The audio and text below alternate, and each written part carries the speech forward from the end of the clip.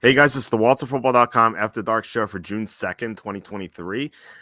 Just finishing watching the NBA Finals game one against the Heat and Nuggets. And I have to say, it was nice to be on the right side of variance this time. The Nuggets were up by double digits like most of the game. And it looked like at the end they weren't going to cover. The Heat had one last possession down 11. And it looked like they're going to make a layup with all of their scrubs, and it looked like then the Nuggets would dribble it out and win by 9. That's like the kind of stuff that happened in the conference finals games on both sides. But it was nice to come away with the win. So that was pretty cool. And yeah, I had a great day. Took my son to the beach. He went to the beach for the first time in his life. So he didn't like it at first. Like he was like what the hell? What is this sand stuff like? But he got used to it by the end, and then he didn't want to leave. So hopefully next time goes even better. And it was a little too cold to go in the ocean though. But he got like he's standing by the water and he kept getting like knocked over when the water like got to his feet because he didn't know what to expect. So it's like kind of funny. He didn't get hurt. He was just like laughing at it. But so it's pretty funny. So it was a nice day. I thought I'd talk about my NFL power rankings that I just posted. I did an update for I did an update like a few weeks earlier for the draft. But there's been some stuff that's happened. Some players got cut, some injury news. So I thought I'd get to the updates here today. And I'm going to talk about that now. If you want to comment or ask a question about something, doesn't have to be about this. Just leave this here, and then I'm going to get to it after I go through the NFL power rankings. And please hit like, subscribe, comment below, and share this video. We're trying to increase our subscriber count for the NFL season coming up, so that would be awesome. And sharing this video if you like it.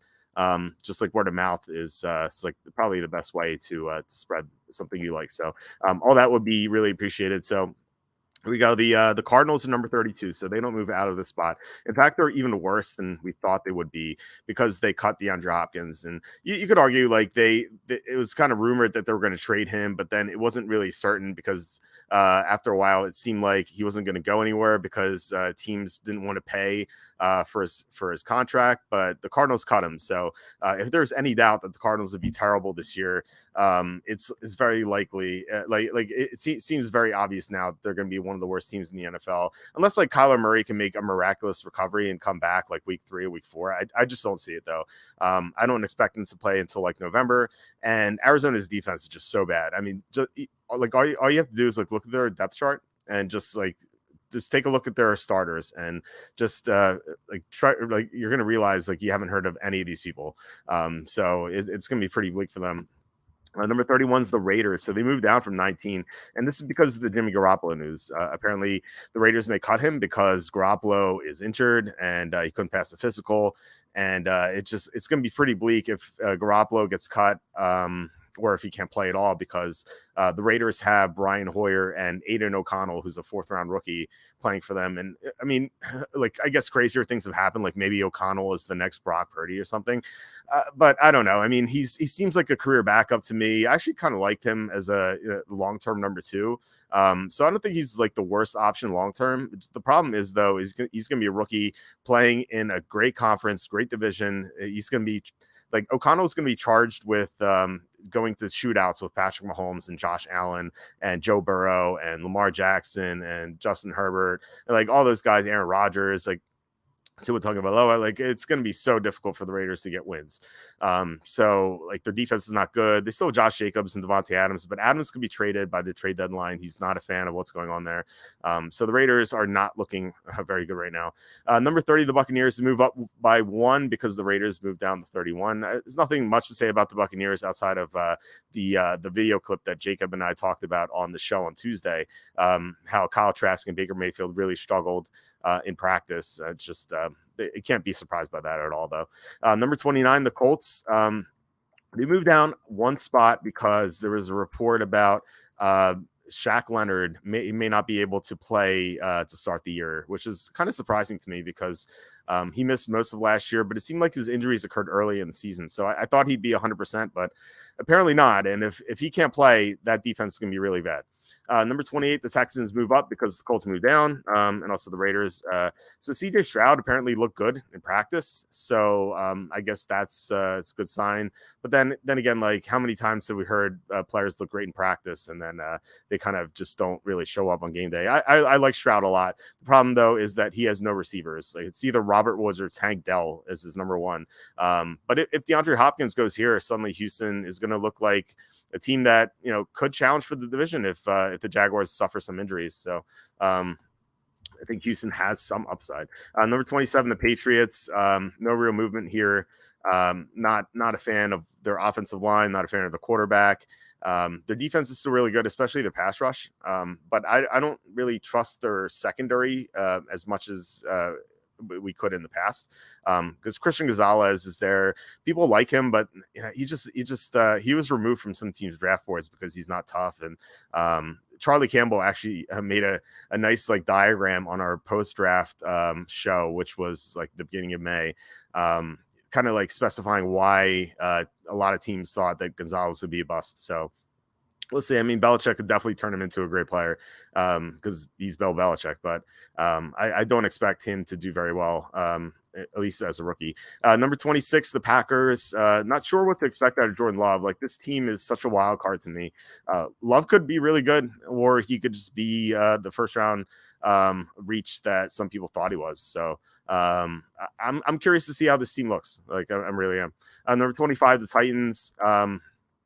So we thought that they were going to start the rebuilding process and trade Derrick Henry and Ryan Tannehill and Kevin Byard, but they haven't done that. And, they still have most of their core intact. They traded, they lost some offensive linemen, but they got some back with Peter Skoronski and Andre Dillard. So seems not going to be as bad as we thought they were. And this is another team that, if the Jaguars suffer some injuries, not even Trevor Lawrence, just like maybe some offensive linemen and maybe Calvin Ridley. Like this team could potentially win the division. It's a very weak division. The Jaguars are nothing special. They have some great weapons for sure, but Jacksonville's defense is terrible. And if Cam Robinson's suspended, the blocking is going to be pretty suspect. Number 24, the Bears. We had a couple comments on Tuesday's show with Jacob saying that like people are like, oh, the Bears are going to suck. Someone liked them to get 3 wins this year. They're definitely not a 3-win team anymore like they were last year. They're a lot better. Their linebackers are a lot better. They worked on their offensive line. DJ Moore is there to be number 1 receiver. Justin Fields is going to have more experience. This team definitely has some holes. Like their pass rush is not existent. But they're definitely going to be better than they were last year. I think they can win 6, 7, maybe 8 games. So, I don't think they're going to be nearly as bad. Number 23, the Redskins. This is another kind of wild card here because we don't know how Sling and Sammy Howell is going to play. I like Howell. I really thought he would go in like the second round a year ago. And he went in the 5th, but he looked good in his one game. He looked great in the preseason. Not that that's like a great barometer, but it is something. At least he didn't look bad in the preseason. So I think the Redskins could be competitive. The problem is that they lost some players. They lost their top linebacker. The linebacking core is really a mess. And their offensive line is not as good as it's been in the past. And we have to see what's going to happen to Charles Leno, their left tackle. I think he's like 32 or 33 now. If he starts declining, that's going to be pretty rough for their offense overall. Number 22, Carolina. So I guess that they moved up from 30. I think that was probably a mistake. I think that I know what happened here. So I was doing their season preview and I was more impressed than I was originally. I think the Panthers are going to be better than I thought they would be when I did these power rankings a few weeks ago. Their offensive line is not as bad as I thought. The receiving core still needs a lot of work. And if they could sign DeAndre Hopkins, I think that'd be awesome for Bryce Young's development. But outside the receiving core, I think this is a pretty decent team. I think they can be competitive and win the division. Not that that's saying a lot because the NFC South is so terrible, but I think the Panthers could definitely get there. So let's go to number 21, the Saints. The Saints are so mediocre to me. I think the Saints, Panthers, Falcons, I guess you can't flip a coin because it's 3 teams, but like you can flip a 3-sided coin if something exists like that, and determine who's going to win the division. They're so close to each other. And I think the Saints are overrated. Like every time I talk about, hey, the Falcons could win the division or the Panthers could win the division, like people like on other shows, like people think I'm like crazy almost. And they're like, no, the Saints are really good. And I'm like, why? The Saints are so average to me. Especially if Alvin Kamara can't play. Just look at the recent history when Kamara is not on the field. It's just so bleak. And he might be suspended, and he didn't even look good last year. I know they drafted a running back and they signed Jamal Williams, but they're not Alvin Kamara. And so if Kamara is limited or out, I think that's going to be pretty bad for the Saints, who by the way haven't fixed their pass rush. They were in the bottom 10 in pass rush last year. Marcus Davenport's gone, and they haven't really replaced him. They drafted Brian Broussais, but I don't know. He has like a really rough injury history, and I don't know what he can do as a rookie. 20, the Rams. So this is like an interesting ranking because I think right now, I think the Rams are about 20, but they could finish as one of the worst teams in the NFL because once, and I say once, not if, some of their main pieces get injured, like Matthew Stafford, I shouldn't say Cooper Kupp, but like some of their offensive linemen who've been banged up, they could really fall apart because they have no depth. They have some like great like frontline pieces like Stafford, Cooper Kupp, Aaron Donald. So I like Cam Akers a lot. So they have some good pieces, but just really nothing beyond those guys. And, they lost Bobby Wagner. They lost Jalen Ramsey. So the defense is going to take a step backward. I think they're going to win some games in the beginning of the season. And then once some injuries occur, they're just going to fall apart. Number 19, I mentioned the Falcons earlier. I think the Falcons are the best team in the NFC South, but it's super close. Like I said, I think it's 33, 33, 33 beyond, for those three teams. I like the addition the Falcons have made: Calais Campbell, Jesse Bates, David Onyemata, and then Bijan Robinson on offense. The team is like pretty legit, and all depends on how Desmond Ridder develops. Like if Ridder looks like a lot better than he did as a rookie, this team could run away with the division because it's so bad. If Ridder is like pretty subpar, they can still win the division because it's terrible. But like they have some good pieces that they didn't have last year, so been pretty impressed with them. Number 18, the Vikings have fallen from 15 to 18 because of the Zadarius Smith trade. Not that that's like a deal breaker for them making the playoffs. I still think they can make the playoffs, but the pass rush is going to be a little bit worse. And the pass rush was the best aspect of their defense last year. So like their secondary is still pretty bad. And having a worse pass rush is going to make that look even worse. Number 17, the Giants, no movement here. I think they're pretty average. Like I think like above average or slightly above average for the most part. I mean, they seem like okay. The problem is the receiving core, but I think it'll be interesting to see how Evan Neal plays at right tackle, because Andrew Thomas was so bad as a rookie, and now he's like one of the best left tackles in the NFL. If Evan Neal makes a similar jump, the Giants are going to have such great pass protection. It just really it depends on how he develops and stuff like that. So they're a team that could really make a move up these power rankings if they get better blocking. Number 16, the Seahawks, no movement here either. Kind of disappointed that they didn't address their pass rush at all. But they have some really good weapons on offense. So I think that there's a decent chance they make the playoffs. Number 15, the Cowboys. So they lost their offensive coordinator. But they still have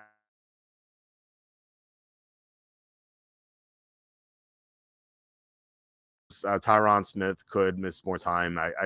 I'd be shocked if he played the whole season. Like he just he's never healthy anymore. He's always banged up, and even when he played last year, he just wasn't 100%. But Tyler Smith could step into left tackle just fine.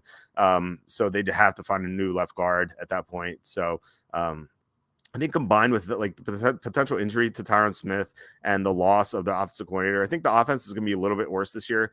But I still think this team could challenge for the NFC East if the Eagles slip up a bit and their replacements aren't as good as we think they are. Number 14, the Jaguars. I talked about them a little bit earlier. Questionable blocking if Cameron Robinson's out. And the defense is still pretty bad, but they have such an explosive offense. So it's going to be fun to watch them play. It's just they're not going to stop anyone. Number 13, Denver. I'm still high on them. I moved them down from 10 to 13. I think because I moved some teams up, not because of anything Denver did. I still think Denver has a chance to make the playoffs and kind of resemble what we thought they would be last year. But they just had such terrible coaching last year, and they get an upgrade to Sean Payton. Their offensive line was horrible last year. They got an upgrade with Mike McGlinchey and Ben Powers and Garrett Bowles coming back from injury. So I like Denver quite a bit this year. So yeah, it should be fun to see if they can live up to expectations. Number 12, the Ravens. They signed Odell Beckham. They drafted Zay Jones. It would be great if they signed DeAndre Hopkins too. Like suddenly they would have so many weapons on offense whereas like they had none last year. But can Lamar Jackson stay healthy? I think that's the main question with this team. Number 11, the Chargers. No changes here. Still think the Chargers have great potential. The two issues is that one, they tend to get very injured. And two, their coaching staff, especially Brandon Staley, I just don't trust. I can't predict them to make a deep run into the playoffs, but they're loaded with talent. And if they won the Super Bowl, I would not be surprised. I'd be like, okay, I guess they stayed healthy and Brandon Staley improved as a coach. It could definitely happen, but a lot of question marks with those two areas. Number 10, so Cleveland moves from 18 to 10. You might be wondering why.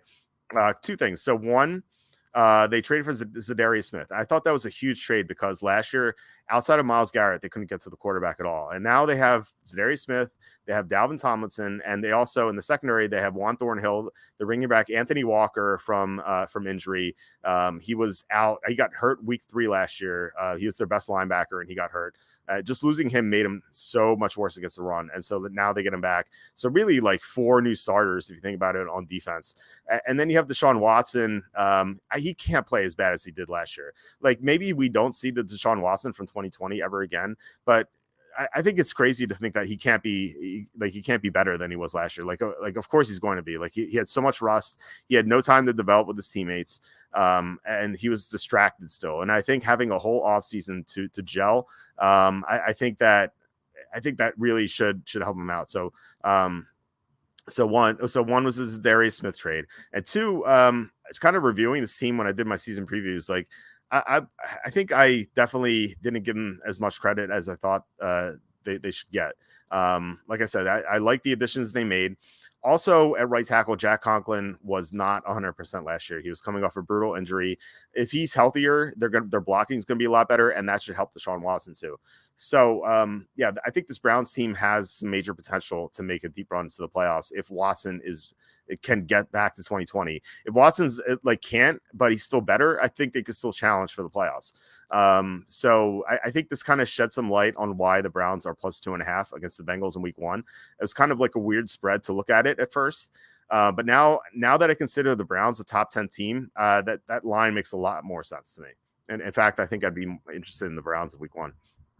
Steelers number 9. I love the Steelers. They're 8-2 with TJ Watt last year, 1-6 without him. They signed Isaac Soumalo to bolster the offensive line. They drafted Broderick Jones. Hopefully, he helps at left tackle. Joey Porter Jr. should help in the secondary, as should Patrick Peterson. They signed him. They signed Cole Holcomb at linebacker. Really an upgrade, I think. Holcomb's a pretty solid player. So the Steelers team is looking really good. And Mike Tomlin is not going to finish under 500. He's kind of proven that.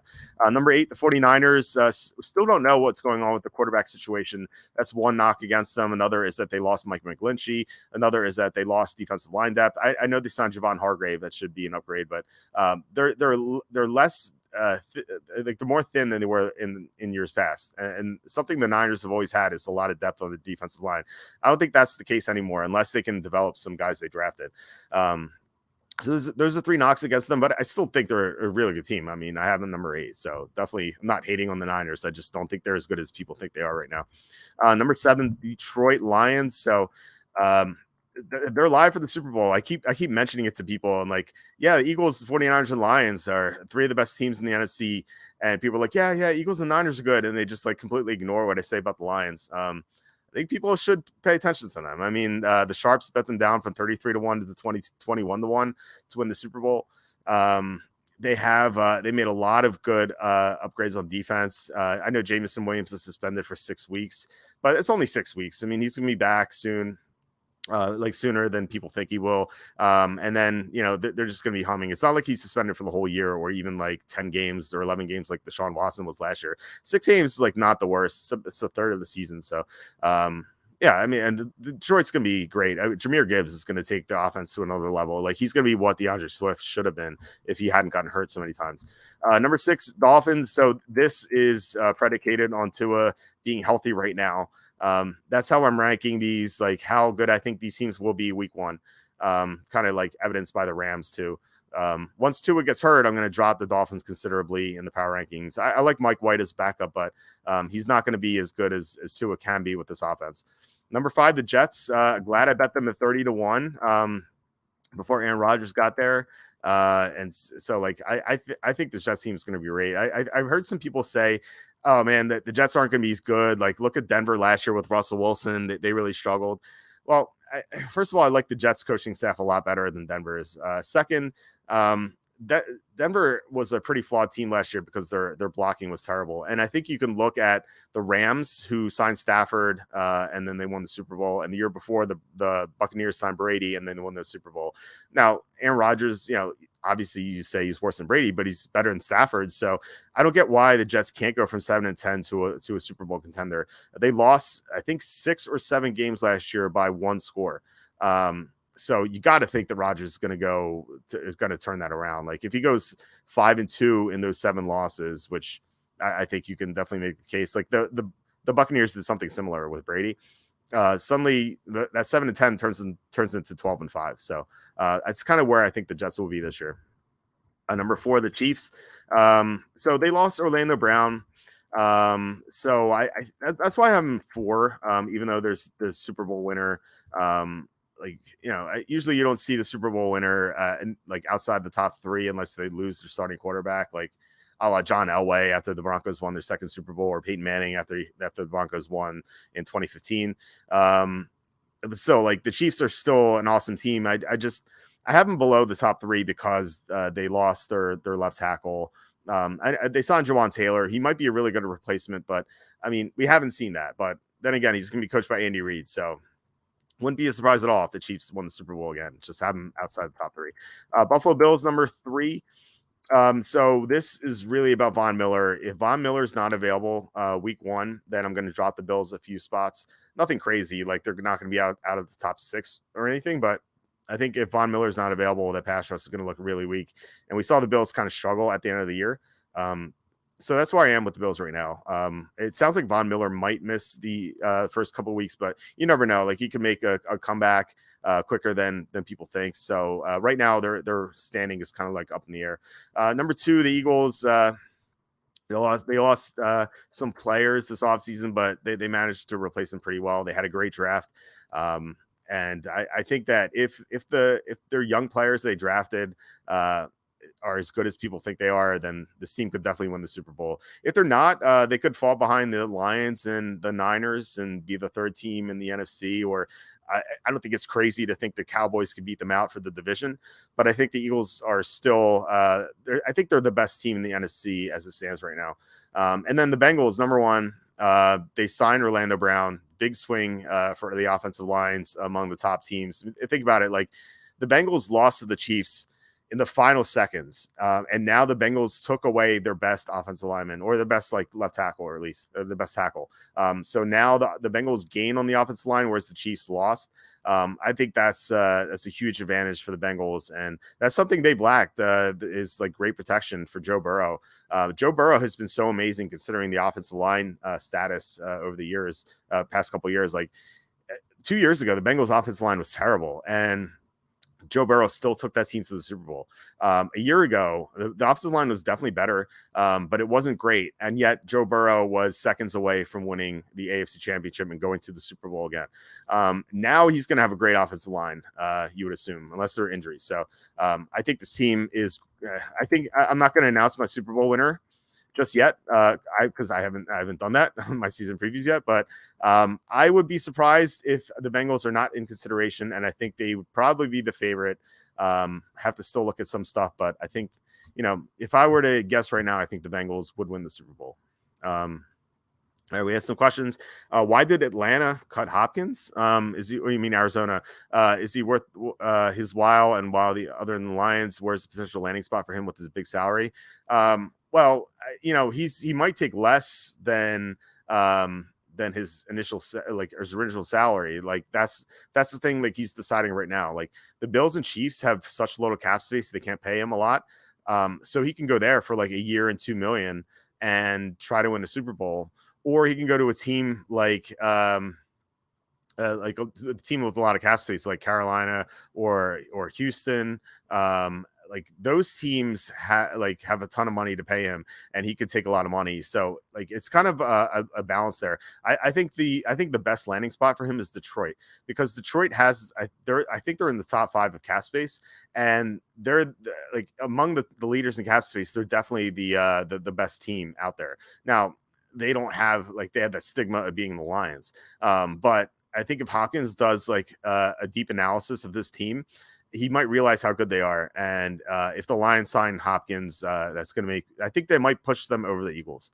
CHR Wedge also says so many big name free agents waiting for a job. Are teams slow in picking them up? I think they're waiting for injuries. Like there's no reason to sign these guys right now. Like why sign a guy and then he gets injured in training camp? I think that like they want to sign guys for insurance policies. Like if someone goes down in training camp, they'll sign them. Like there's a reason why these guys are available. Like outside of Hopkins, because he just got available and he's still weighing his options. But like someone like Ezekiel Elliott, like why sign him? Like he could just get hurt right away, and then you're on the hook for that. So I think that you can easily wait to sign someone. Denver Nuggets just smashed the Miami Heat. Will it be a sweep? I think Miami will get one win. Remember, Denver is not that good on the road. I think they were under 500 on the road this year. Now, I think there's some nuance to that because they some of those games they didn't play all the starters. Like Jokic sat in some of those road games, but still, like there's definitely a difference between Denver at home and Denver on the road. And Miami's a good home team, so I have a feeling Denver's going to win 1 and 2. Obviously, they won 1, so I think they're going to win 2. I think Miami will win 1 of 3 or 4, and then Denver will win 5. So I think Denver will win 5. So last question. Soon to be free agent Shannon Sharpe, one that where or doing what once is over with Disputed. Skip will be left on his own. I've never watched that show. I've seen clips of it online. I don't know. I just have no interest in that. Like it's just like people yelling at each other for no reason. Just like garbage opinions, and plus like I can't even understand what Shannon Sharpe's saying. So I don't know. I mean, I guess someone will sign him. Like he is a big name. Someone will take a chance on him, and I'm sure Skip Bayless will find a partner to yell at. So I don't know. I'm not going to watch either way. Mike's saying there are still some unsigned veteran free agent pass rushers for teams like Seattle, Chicago. Yeah, I mean for sure. Like I said, like there's a reason why these guys are available. Like they're kind of like they're past their prime or they have injury concerns. Like there's a reason why they're still there. But yeah, they could definitely improve the rosters if they are signed for sure. So like I said, I think they're waiting. The teams are biding their time because they don't need to make a move right now and just be on the hook for those injuries. Mike says, I like your power rankings, Walt. Thanks for watching, Mike. I really appreciate it and the feedback. Katie says, I feel like Steelers Browns could flip flop. I know it's splitting hairs, but that's just me. I'm out. Yeah, I mean it's so close. I had the Browns 10, Steelers 9. Yeah, I mean you can order them any way you want. I think the Steelers are a little bit better than the Browns. I think the tiebreaker might be the coaching. Now, like obviously Deshaun Watson, I think you'd rather have him than Kenny Pickett right now, unless he's just going to be as terrible as he was last year. But I mean, Mike Tomlin is just so much better as a coach. He's never had a losing season. Like, think about how incredible that is. I know he's had some great teams. He's had Ben Roethlisberger is going to be a Hall of Fame quarterback, but like Roethlisberger at the end of his career wasn't any good. He was just like dumping off passes. Yet the Steelers kept winning and making the playoffs. They didn't make the playoffs last year, but they were so close. Despite having a rookie quarterback and their best defensive player, like not just their best defensive player, arguably the best defensive player in the NFL out for 7 games. It's just he's just such a great coach, and I think that is the I think that's the tiebreaker between those teams. But like I said, you could definitely order them either way. All right, that's it for the questions. Thanks guys for watching. Going to be back Monday to do my 2024 NFL mock update as well, as I usually do, and then I'm sure we'll have Kenny back maybe next week to do some TV topics. We're not going to have a 6:30 show on Tuesday because it's my dad's birthday, actually his 70th birthday, so he's having a party on Tuesday. So there's that, but I will have an after dark show for sure. And yeah, Thursday we'll find something to talk about. So I hope everyone has a great weekend, and I will talk to you Monday.